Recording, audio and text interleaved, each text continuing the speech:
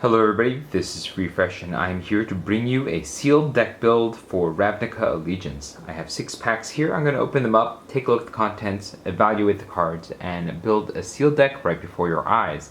Then I will proceed to test the sealed deck up against another sealed deck, which I'll be building in a following video, and then also pit these sealed decks against some challenge decks as well. But first, let's open some packs and see what we get. We get an Impassioned Orator, Prying Eyes, Spikewheel Acrobat, Rakdos Trumpeter, Mammoth Spider, Imperious Oligarch, Watchful Giant, Burning Tree Vandal, Justicar's Portal, Gateway Sneak, Clan Guild Mage, Junk Trawler, Cindervines, Quench in foil, a Azorius Guildgate, and a Human Token. Pack number 2 has a 10th District Veteran, a Spear Spewer, a Thought Collapse, Concordia Pegasus, Rakdos Roustabout, Sourform Hybrid, Law Mage's Binding, Ill-Gotten Inheritance, Aeromunculus, Saruli Caretaker, Basilica Bellhaunt, Macabre Mockery, Sphinx of the Guild Pact, Absorb, an Azorius Guildgate, and a Beast Token.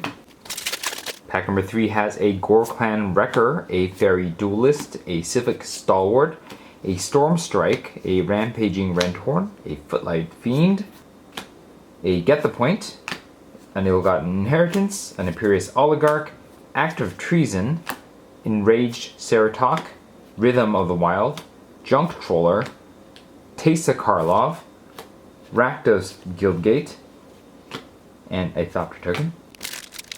Pack number 4 starts with a Coral Commando, a Knight of Sorrows, Feral Macaw, Axebane Beast, Plague White, Simic Locket, Debtor's Transport, Gateway Plaza, Applied Biomancy, Scuttlegator, Angelic Exaltation, Zertog Goblin, Flames of the Raise Boar, Judith the Scourge Diva, Simic Guildgate, and a Human Token. Pack number 5. We get a Humongulous, Prowling Caracol, Gravelhide Goblin, Gift of Strength, Rakdos Trumpeter, Azorius Locket, Rafter Demon, Root Snare, Syndicate Messenger, Grasping Thrall, Pitiless Pontiff, Bankrupt in Blood, Sentinel's Mark, Ravager Worm, Mythic, Gruul Guildgate, and a Spirit Token. We get a Civic Stalwart, a Gore-Clan Wrecker, a Fairy Duelist, a Carrion Imp, a Steeple Creeper, Exposed Daylight, Grotesque Demise, Sphinx's Insight, Clear the Mind, Growth Spiral, Skatewing Spy, Cult Guild Mage, Orzhov Enforcer, Mass Manipulation, Orzhov Guildgate, and a Goblin Token. This is everything that I've opened. Now we're going to go through and check out the color combinations first, because in this set there are only 5 viable color combinations, so we're going to see which of the guilds are the strongest, and then what supports those guilds the best. So for Orzhov we have 1 fixing. We have a Pitiless Pontiff, which is a pretty good card, and I like to get Grasping Stroll. Teysa works well if you have a lot of dying triggers, and we have 2 Imperious Oligarchs, which provide us those dying triggers, and I think those are pretty decent cards as well. Teysa is probably the weakest for a rare, strangely enough. Basilica Bellhaunt is pretty decent as well. So Orzhov looks pretty good. There's no like on-brand removal, but there is a lot of value. Alright, Gruul has the Ravager Worm, which is a fantastic card. It is very powerful. It can remove one of your opponent's creatures, and sometimes you'll use it to destroy land, but that's pretty rare. Zertog Goblin is above the curve. Rhythm of the Wild can get your creatures in even more powerful. Cindervines is a utility card that you would bring in from your sideboard if your opponent's playing a lot of non-creature spells. Other than that, for rare, it's the least valuable. I think Clan Guild Mage is just okay. It's a bit costly in terms of mana to do anything that you want it to do, but it does turn your lands into threats in the late game, so there is a point to have it. So Gruul has one ridiculous bomb and some good cards, and so it is pretty well situated as well. Alright, now we have Azorius. We have 2 Guild Gates, so there's double the fixing. We have Absorb, which is a counterspell in our case, and a hard to cast one, so we don't love it that much. Lawmage's Binding is good removal. We have Azorius Locket, which is more fixing. We have the Sphinx's Insight, which is card draw, and it's not bad. It's not amazing either. So I think Azorius as a guild looks the weakest, unless their combination of cards in the color are going to be the best. But there's nothing here that says, hey, I'm going to win the game with this. It's just one good piece of removal and some okay cards, I guess. In Rakdos, we have a Cult Guild Mage, which is okay for enabling the signature mechanic of Rakdos. We have Rafter Demon, which is probably one of the worst spectacle cards. We have Judith the Scourge Diva, which is a pretty good card. It pumps up all your creatures and then gives you a sacrifice trigger or a death trigger. We have Rakdos Guildgate, which is a bit of fixing. Get the Point, which is removal, which is fantastic. Footlight Fiend, which you can sacrifice, and that's not bad. We have a Macabre Mockery, which is not the best reanimation spell because, you know, you take one of your opponent's creatures and it has to be one of their creatures. And then the Rakdos Roustabout is an okay card. So Rakdos looks decent. We have 2 really good cards and then, you know, some stuff that supports and then just some junk too. Alright, in Simic we have Growth Spiral, which is ramp. We have a Guildgate, which will fix. We have Scuttlegator, which is okay. It's not the most impressive creature. Applied Biomancy is a decent trick. I like that. Simic Locket is okay. I guess it does help ramp. We have an Aeromunculus, which is probably the best card in this package.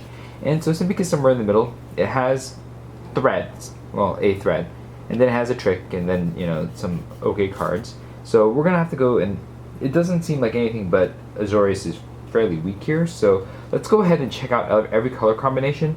And then, you know, because we have some fixing in these lands, we might even splash. So we'll go ahead and start with Azorius.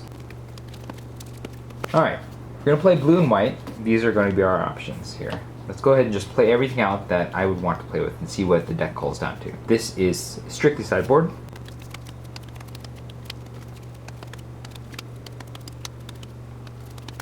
As expected, the power level of this deck is pretty weak. There's not a lot of good synergy going on here, and there's nothing that really says that this deck can do anything to significantly win the game. So I think Azorius is straight up out. The only really good card here is Mass Manipulation, and this could be played in a different deck. Perhaps one with ramp, perhaps one that we'll see. So Azorius clearly out. Alright, well we already have white, so let's go ahead and try Orzhov. Just remove the blue for now. We're still not going to play the Exposed to Daylight. Alright. Okay, I think that this deck is actually a decent aggressive deck. Now, I don't have much in the way of 3-drops. We have all these 2-drops. We have the Civic Stalwarts to pump the 2-drops so that they can hit a little harder. We have some Afterlife creatures in the form of the Orzhov Enforcers, the Imperius, and the Imperius Oligarchs, which can then get a little bit of advantage with Teysa. I don't actually think I'd play Teysa because I don't think that there's enough in the form of dying triggers to really motivate her as anything more than just a 4-mana 2/4, which is, I think, just a little bit weak. And there's not a lot of token generators either, so I don't think that Teysa is really in this deck. I think that there is something here. Now we're low on 3-drops, we have 4s and we have 2s, and so we can sort of make this work, and the Ill-Gotten Inheritance is actually a way to win the game here. In board stall states, Angelic Exaltation actually does kind of work. And then we have a Grasping Thrall as well. I kind of like what the potential of this set of cards is, so let's go ahead and make some cuts and see what we can do in terms of building a meaningful deck here. So the first thing that we do is we count the number of cards that there are. There's 21 creatures and 7 spells. So that makes a total of 28, and I would probably need to make about 5 cuts for this deck to be good, which is not a lot actually. All things considered, there are just some weaker cards in here. I would get rid of the Concordia Pegasus easily. I think Bankrupt in Blood is just a little weak. I think if I were drafting and I could get a lot of token makers, this would be better. I think the Just Cars portal actually has a place in this deck, specifically with the Civic Stalwarts, which we use to get multi-pumps and then also get favorable trades. The question is, do we want these Trumpeters and this Prowling Caracol? I think the Trumpeters might actually be better because we have that Rakdos Guildgate. We can splash for the red, and we might even splash for maybe some of the Rakdos cards, or if there are some really good red cards, we might even splash for that. So I think the Caracol is just enough do nothing that we would remove it. I think the Watchful Giant doesn't do enough. And okay, I would have to make one more cut here, but I think that this is actually a decent workable deck. One that I can even upgrade with potentially cards that are red. So this is a viable deck. We're going to come back to this, possibly. But let's take out the white and the Orzhov cards and take a look at Rakdos, since we're already in black here.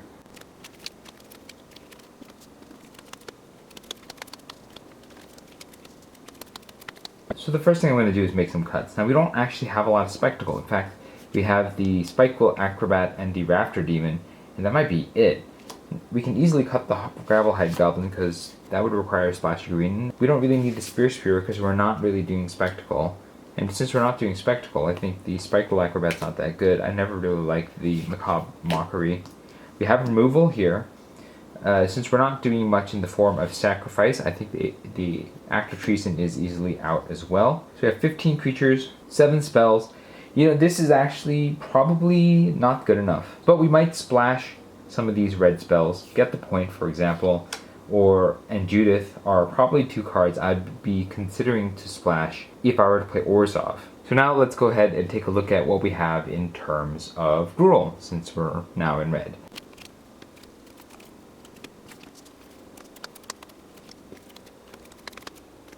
Alright, so with Gruul, we get the Ravager Worm, which is really good, but we actually have even less playable cards here, and not much in the form of removal or non-creature spells, and so we're just going to have to rely on all the creatures, which I think we're actually short, to try to push the damage through. So I think Gruul is also out. Let's go ahead and remove Gruul, but remember, we might use some of the Gruul cards in a Simic deck as a splash.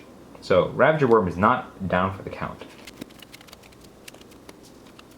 Alright, let's go grab the blue again and see what we can do with Simic. Alright, again, this doesn't look like that promising of a deck. Even if we splashed for the Ravager Worm, the synergy's not all here compared to Orzhov. We don't have much in the way of taking advantage of the fact that we have these adapt creatures, and it just feels a bit scant. And so it looks like the main deck that we want to play is Orzhov with a mild splash for maybe something in red or something in blue. So let's go see what that is.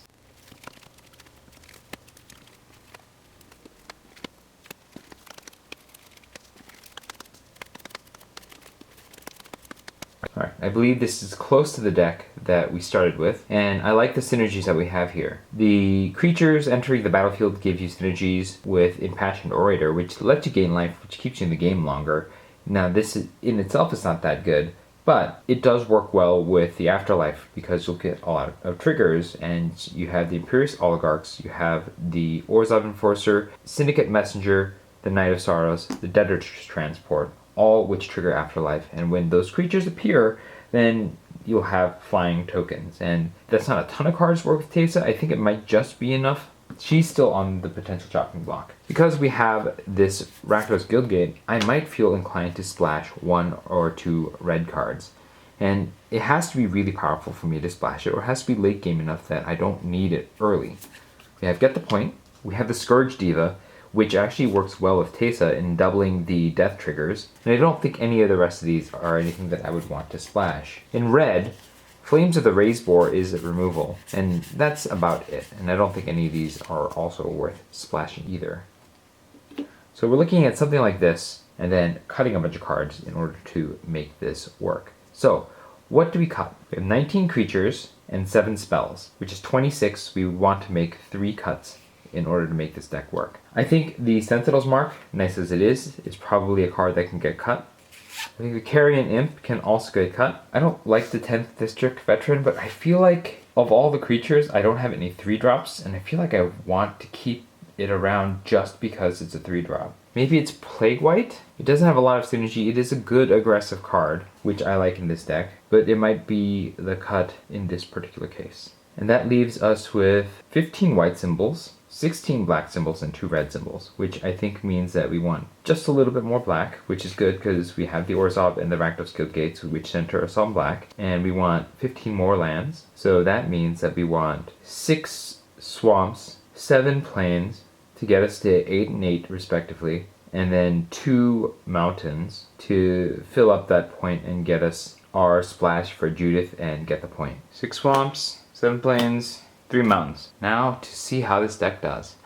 Let me know what your thoughts are about this build in the comments below. If you would have made a different build, let me know so that I can learn from your wisdom. If you enjoyed this video, hit the like button. If you'd like to see more such videos, hit subscribe. I'll be back with a build of the second seal deck. Until then, this was Refresh, and thanks for watching.